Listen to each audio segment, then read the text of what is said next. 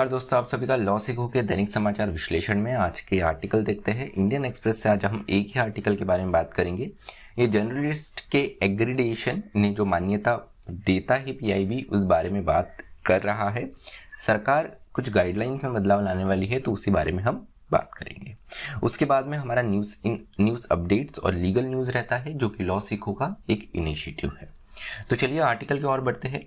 तो हाल ही में इंफॉर्मेशन और ब्रॉडकास्टिंग मिनिस्ट्री जो है, इन्होंने एक नई गाइडलाइन यहाँ पर लाने की बात की है, लेट डाउन की है, जो कि press information bureau accreditation PIB accreditation जो है वो जर्नलिस्ट को जो एक्रीडिएशन ग्रांट करता है पीआईबी, उस बारे में बदलाव किया है।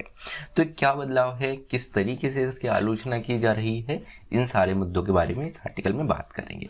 तो बात किया जा रहा है कि ये एग्रीडिएशन, ये नया जो बदलाव आया है एग्रीडिएशन में, इससे क्या यहाँ पर जर्नलिस्ट को घाटा हो सकता है, क्या नुकसान हो सकता है। तो नए गाइडलाइन के अनुसार अगर हम देखें तो वो जर्नलिस्ट जिन्हें पीआईबी एक्रीडिएशन ऑलरेडी मिला हुआ है, वो अपना लाइसेंस खो सकते हैं निम्न कारणों से। अगर ऐसा पाया जाता है कि वो देश की संप्रभुता के अगेंस्ट है, या सुरक्षा के खिलाफ है, या सुरक्षा के अगेंस्ट इन्होंने कुछ काम किया है, उसके अलावा ये विदेशी देशों के साथ में जो भारत के फ्रेंडली रिलेशन है उसको प्रभावित कर रहे हैं, या ये पब्लिक ऑर्डर या मॉरलिटी प्रभावित कर रहे हैं, या ये कोर्ट की अवमानना कर रहे हैं। कोर्ट की अवमानना के संबंध में बताया गया है मानहानि और उसके अलावा किसी ऑफेंस को उकसा रहे हैं। इसके अलावा यहाँ पर अगर उस जर्नलिस्ट ने कोई सीरियस ऑफेंस कर लिया जो कि सीरियस कॉग्निजेबल ऑफेंस है, तो इन सारी चीज़ों में उस जर्नलिस्ट का जो एक्रीडिएशन है, मान्यता है पीआईबी के द्वारा दी गई, वो यहाँ पर खत्म हो जाती है। अब बात ये आती है कि ये मान्यता इतनी महत्वपूर्ण क्यों होती है। तो अगर हम हमारे देश में देखें तो संख्या में बहुत कम ही ऐसे जर्नलिस्ट है, ऐसे बहुत कम ही पत्रकार है जिन्हें ये मान्यता दी गई है। हार्डली ये आंकड़ा कुछ 2500 के आसपास आता है। अब बात यहाँ पर ये है कि एक्रीडिएशन मिलने के कारण यहाँ पर काफ़ी ऐसे महत्वपूर्ण फंक्शन जहाँ रहते हैं, या कोई पत्रकार परिषद हो महत्वपूर्ण, या प्रेस कॉन्फ्रेंस हो, तो यहाँ पर इन एग्रीगेटेड पीआईबी जो एग्रीगेटेड जर्नलिस्ट होती हैं, इनको पहले ज़्यादा तवज्जो दी जाती है। फॉर एग्जांपल पीएम या वीवीआईपी यहाँ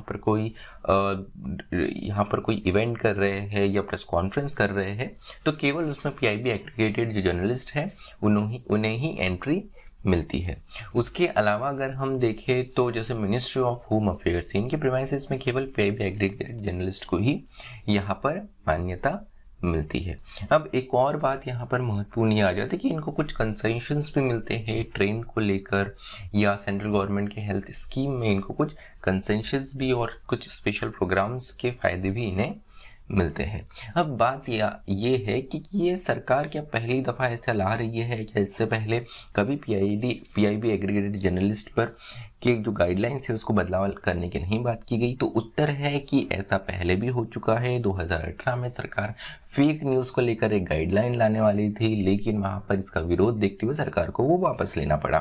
राजस्थान सरकार ने 2017 में एक बिल इंट्रोड्यूस करने की कोशिश कर रही थी, जिससे अगर कोई चार्जेस लगते हैं जर्नलिस्ट पे तो उसका लाइसेंस क्लियर यहाँ पर ख़त्म किया जाएगा, या उसके अगेंस्ट एक्शन लिया जाएगा सरकार की तरफ से। लेकिन वो भी विरोध के पास में वापस चला गया। 2012 में यहाँ पर यूपीए की एक सांसद ने भी इस गाइडलाइन में बदलाव लाने के लिए प्रस्ताव रखा था, लेकिन वो बाद में विरोध होने के बाद में वापस ले लिया गया। अब इसके बाद में ये बात ये है कि इस बिल को देखते हुए जर्नलिस्ट के लिए, या पत्रकार की जो जर्नलिस्ट की फैटर्निटी है, इनके लिए एक बहुत बड़ा डिसएडवांटेज रहेगा। कैसे? जर्नलिस्ट जो है काफ़ी महत्वपूर्ण भूमिका निभाते हैं।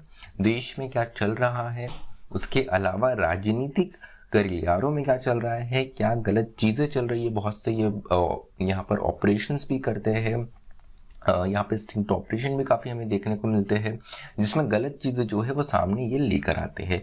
जब इन पर इस तरीके का यहाँ पर लॉ लाया जाएगा, गाइडलाइन लाई जाएंगी, तो इनके लिए काफ़ी दिक्कत की बात हो सकती है। इनका लाइसेंस ख़त्म करने के लिए सरकार को आसान तरीके मिल जाएंगे। उसके अलावा बड़े बड़े लोगों को भी एक्सपोज किया जाता है मीडिया के द्वारा।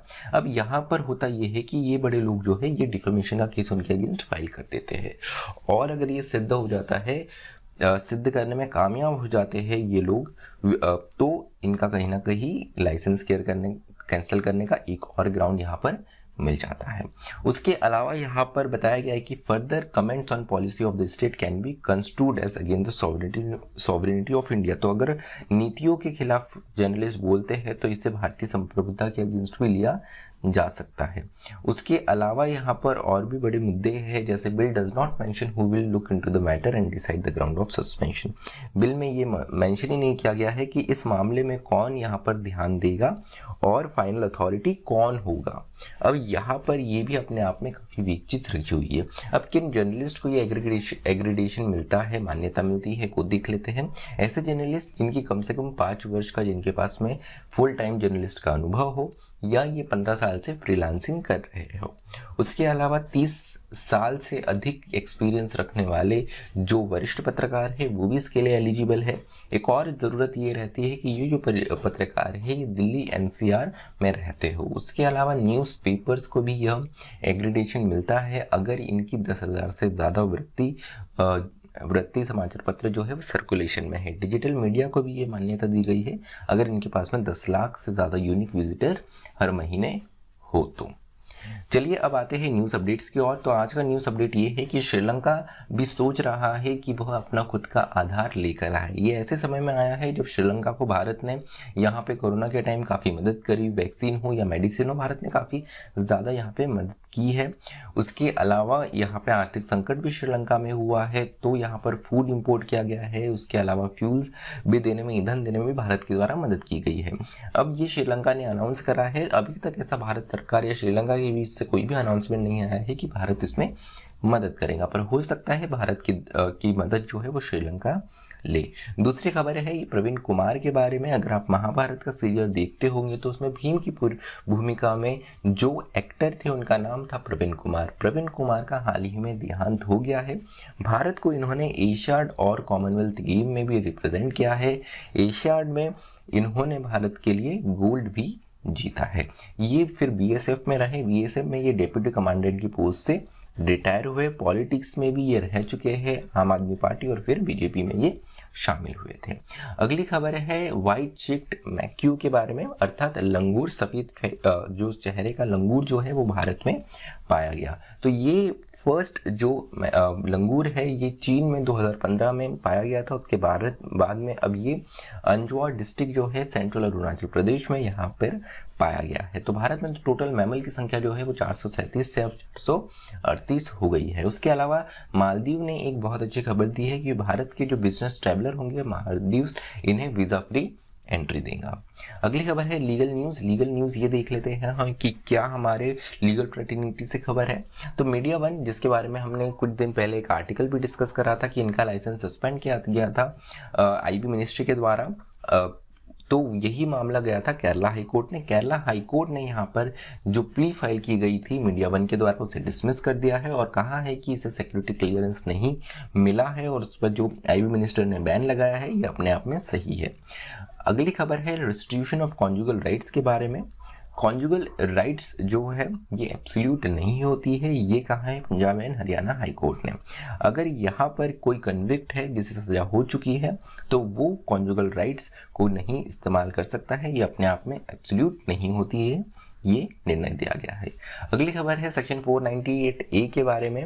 ये जो सेक्शन है आईपीसी में एक एडिट सेक्शन है जो कहता है कि यहाँ पे cruelty on married women dowry की डिमांड को लेकर, तो सुप्रीम कोर्ट ने इसका काफ़ी बार इसका यहाँ पर मिसयूज भी देखने को मिला है। तो ऐसा ही केस सुप्रीम कोर्ट के सामने आया। उन्होंने कहा कि अगर जनरल एलिगेशन पे हम सेक्शन 498A जो है आईपीसी इसको इस्तेमाल नहीं कर सकते हैं और इसका मिसयूज कम होना चाहिए, ये भी सुप्रीम कोर्ट ने कहा है। तो चलिए आज का जो हमारा विश्लेषण है वो यही समाप्त होता है। मुझे सुनने के लिए आप सभी का धन्यवाद। Thank you. Stay tuned to law secret.